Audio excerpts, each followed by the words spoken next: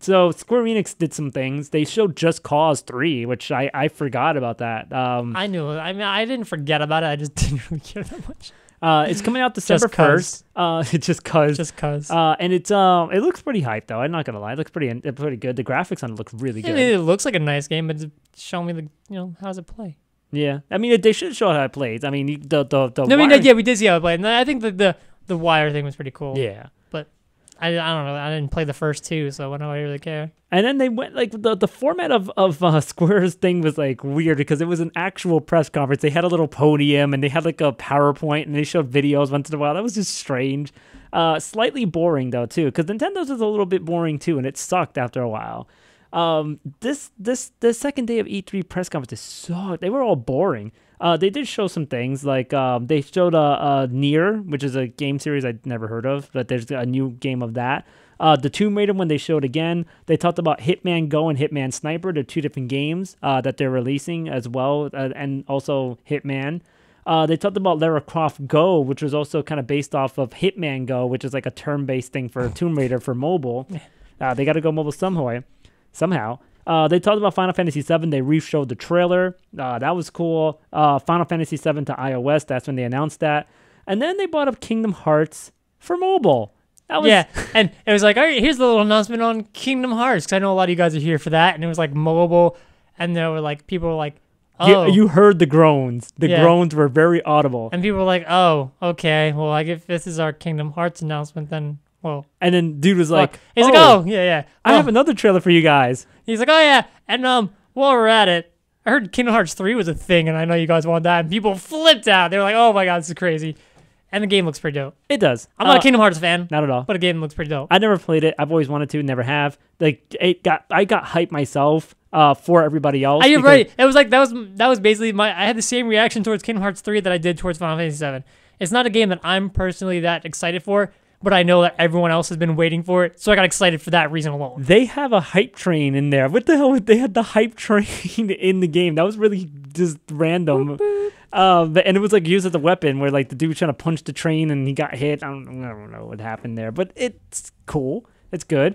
World of Final Fantasy, that was a thing. They showed that again, the stupid chibis. Hitman. And some stages are for limited time. We talked about that a little bit as well. Yeah. And then they had Star Ocean and Project Satuna. That was really it. Nothing exciting from there. I mean, that gets maybe a C. That's it. There's nothing really from Square. It's unfortunate that, like I said, it's unfortunate that they let Sony have the Final Fantasy VII announcement. Because I feel like if it had been fresh news that Final Fantasy VII remake was happening through Square Enix, like through their announcement, it would have completely changed everything. But they had to save it for Sony. But that's why they saved Kingdom Hearts. Kingdom Hearts was their thing, and that was their claim to fame with that one. But it was still boring. Basically, we just heard a bunch of the same information over again, with Just Cause thrown in there and Kingdom Hearts 3. And then as far as the last thing from it, which I was really excited for, I really wanted this to be a thing, PC gaming. It started off like really good. It had a montage of PC gaming and mods and everything was cool. It's the first time PC, just like Bethesda, first time PC gaming had a thing. I didn't know it was going to be a talk show that was about 2 hours long. I didn't even watch it. Oh, it had promise to start. I did like the actual talk show format with it, but it got boring after a while. Boring. Oh, I was so upset that I stayed through that whole thing. I'm like trying to come on, something. Give me something. And it just got really bad. They showed Killing Floor 2, which was graphic as hell. And then they had Rising Storm 2, Vietnam Edition, Star Citizen update, which I didn't know they used motion capture for Star Citizen. That was really interesting. And then they showed. Then they took some moments because it was being advertised by AMD, and AMD had to come out. They had to show some video cards because it is the PC gaming thing, and they showed some of that. Yeah. Just like, yay, video cards I'm never gonna afford. All right. And then they showed Deus Ex, which I didn't know was called Deus Ex. Deus Ex. I did not know that. You I didn't just know? felt like an asshole for calling it Deus Ex. No. So Deus Ex. Deus Ex. They talked about that a little bit. They showed this this game Total War Warhammer, the combination of both games, which looks really cool, actually. It's something I won't be able to get, but they show wars from different time periods, from like ancient Greek times to like, to colonial, like, England times and everything in between. It looked really good. It was both brands in one. Total War Warhammer. I mean, at this point, they should have called it Total Warhammer. Total Warhammer. Yeah. But they wanted to show respect with both brands. Yeah. But I got it. They still should have. And then interesting part though was when Phil Spencer from Xbox came, which he was announced, so that wasn't really a surprise, but it was cool that it happened. He did talk about PC gaming, and he said that Microsoft was slipping on PC gaming. And that's why they want to bring it back with Windows 10, which is why they're bringing like Xbox. And they're just like, I know Xbox is not a PC gaming type of thing, but we're trying to bring the games to PC and also, get some back and forth with PC. And then they also brought up a game that he apparently was being asked for PC, which Killer Instinct is going to be on PC, which I'm sure everybody was asking for. That's pretty cool. I thought people were asking for Halo, but people have been asking for Halo. Where the hell is Halo for PC? I mean, with the crossover or with the crossplay, I guess. Whatever. So yeah, that was a thing. Then they talked about Fable Legends and Gigantic. He kind of won over that audience a little bit with the PC gaming. I felt like I could be wrong on that, but I mean, he did take the time to really just be like, look, we're sorry, but we're gonna change the gaming and Microsoft, and that's why we're helping out. Even with VR, they talked about that a little bit, and everything else. Overall, the PC one was kind of boring though. It was. Oh my God, Gears of War. Like I said, I didn't watch all of it. I watched pieces, and I was like, ugh, whatever. They talked about Gears of War. It's going to be coming to PC, the Ultimate version anyway. I don't know about 4. And then they have, from the people who made Euro Truck Simulator, American Truck Simulator. Oh, yeah. No one wanted that game. Cricket. No one wanted that game. No one cares. No one cared. Then he talked about VR a little bit. The same people who made EVE Online made Valkyrie, which is like a space kind of thing. We used VR, which actually looked pretty cool. Still boring though. Still boring. Still boring. Then there was DayZ. The person who made DayZ left, and he created this game where you explore space stations. Cool. Then there was Strafe, a live demo. Pillars of Eternity, which is another game. Too many games. There was so many games. I was like, okay, why is there? And then it was like after an hour, like, okay, how many more guests did they have? They kept coming and coming and coming. It's like, okay, you have to have a limit. There was Guild Wars 2 that happened. There was expansion of Heart of Thorns. Hitman, they talked about that a little bit. They had the CEO of AMD come out again, talk about different video cards for VR, and then show some exclusive one that had like a dual VG card. So I don't know. I'm over it already. Then it was Armored 3, Beyond Eyes, which they announced on a PlayStation thing, which actually looked really cool. That game looked really awesome. Where your character can't see, so you're basing everything around you on sound. That's a really interesting concept. And then there was a game, Dirty Bomb, Tacoma, which was also shown to PS. And then the people who made Amnesia made another horror game called Under the Sea, which is based on Under the Sea, but it's called Soma, which, they're basing it in horror again. DayZ talked about single-player options, so you don't have to play online. And there's mods that'll, be able to be, done as well. And then there was the space exploration thing, Take on Mars. All right, I'm done with this. Can we stop? There's just the 5,000 games that no one gives a shit about. It was. And then, Blizzard came on, and he talked about Heroes of the Storm.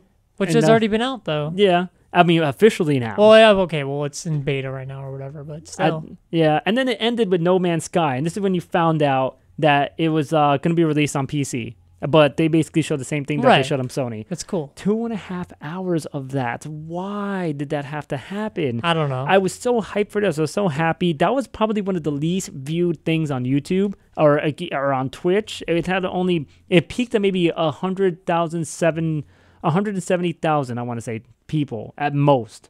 And that's still a lot of people, though. Yeah, but you compare to the other ones that had like 500,000, 300,000. Nintendo even had 300,000. Because it got boring.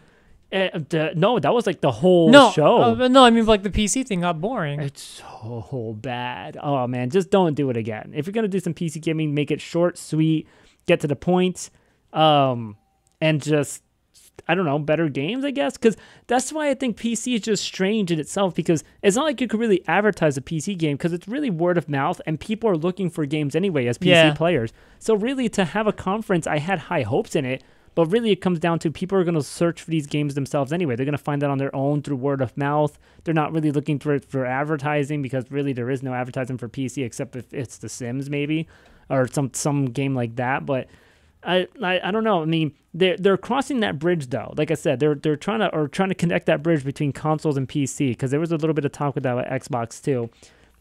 But I mean, besides that, just don't make it boring or just don't do it again, please. Whatever. Please.